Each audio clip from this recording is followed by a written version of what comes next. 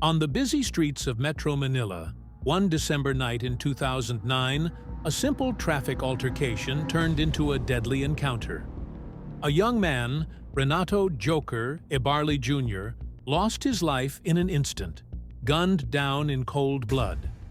The man accused of pulling the trigger was Jason Ivler, a name that would soon dominate headlines and spark one of the most intense manhunts in recent Philippine history. This is not just the story of a crime, it is the story of rage, of a family's loyalty, of a mother's defiance, and of a justice system tested in the public eye. Welcome to Pinoy True Crime Story, where we dive deep into the Philippines' most haunting real-life cases. Tonight, we revisit the chilling saga of Jason Ivler, road rage, murder, and the hunt for justice. On a quiet night in the Philippines, in December 2009, an ordinary road incident would spiral into one of the most sensational manhunts in the country's recent history.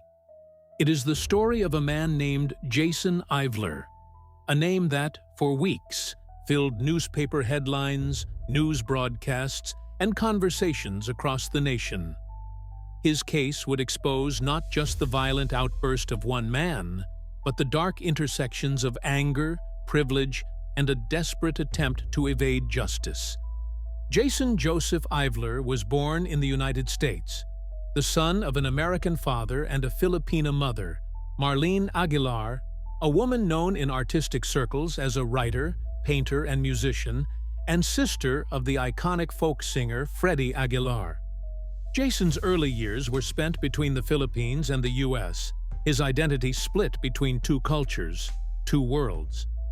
To many who knew him casually, he was quiet, reserved, someone who blended into the background. But beneath the surface, a very different story was brewing. The first time Jason Ivler's name surfaced in connection with violence was back in 2004.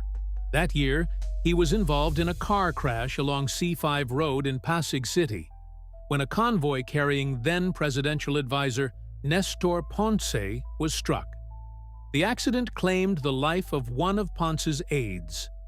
Ivler faced charges of reckless imprudence resulting in homicide, but like many cases in the Philippines, it faded from public attention. Jason returned to the shadows, living his life away from the limelight, seemingly out of trouble. But 5 years later, his name would explode once again.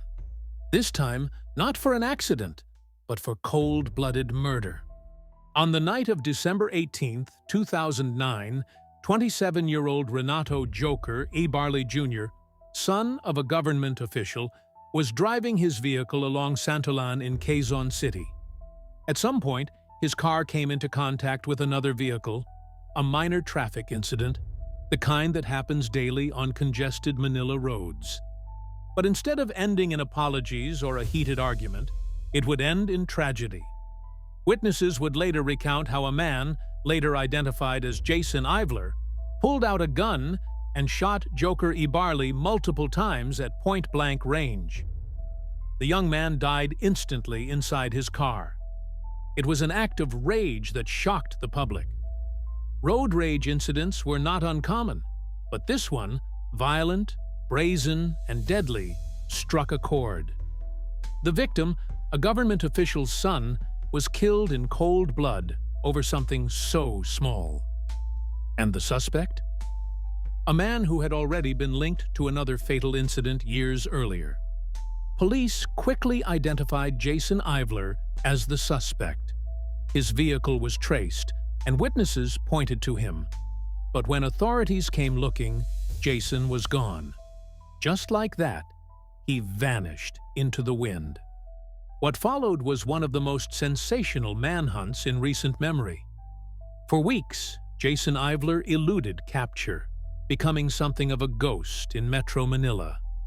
The press covered every lead, every rumor, every sighting. Where was he hiding? How could he disappear in a city so crowded? Some speculated he fled abroad. Others claimed he was moving from safe house to safe house. The media frenzy grew when attention turned to his mother, Marlene Aguilar. Passionate, eccentric, and fiercely protective, she stood by her son, insisting he was innocent, or at least misunderstood. She publicly criticized authorities, painting Jason not as a criminal, but as a victim of a corrupt system. Her statements only added fuel to the fire, making the case not just about one man's crime, but about a family standing defiantly against the government. For weeks, the Ivler home in Blue Ridge subdivision, Quezon City, became a subject of surveillance. Journalists camped outside. Neighbors whispered about what might be going on behind closed doors. And still, Jason Ivler remained at large, a wanted man with a face splashed across newspapers and television screens, his image etched into the public consciousness.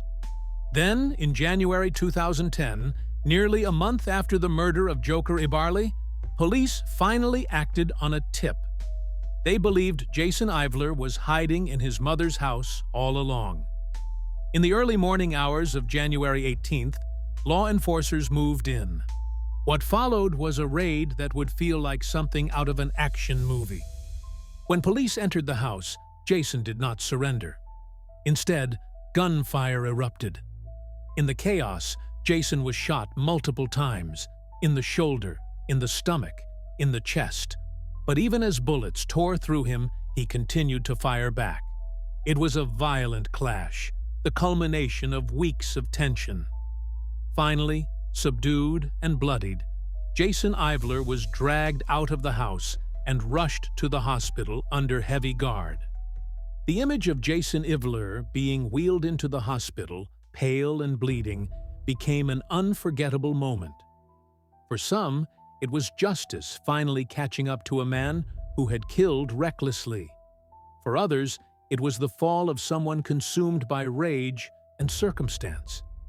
And for many, it raised troubling questions about family loyalty, privilege, and the dangerous extremes of anger. Even after his arrest, the story didn't lose its fire. Marlene Aguilar continued to defend her son, painting him as a misunderstood soul, a man broken by a corrupt system and unfairly targeted. She released statements, gave interviews, even published writings about Jason's supposed innocence. For her, Jason was not a monster, but her son. And no matter what the world said, she would not abandon him. But the courts saw it differently. In 2015, 5 years after his arrest, Jason Ivler was convicted of murder for the death of Renato Joker Ibarli Jr. The court sentenced him to life imprisonment without parole. It was the end of a long saga, one that began with a minor traffic incident and ended in tragedy, blood, and prison walls. Inside the new Bilibid prison, Jason Ivler faded from the headlines. Occasionally, his name would resurface, tied to updates about his appeals or interviews with his mother. But the frenzy that once surrounded him had passed. His story became one more entry in the long list of Philippine true crime. Dramatic, tragic, unforgettable. Yet, the case of Jason Ivler lingers in the public memory, not just because of the crime itself, but because of what it represented.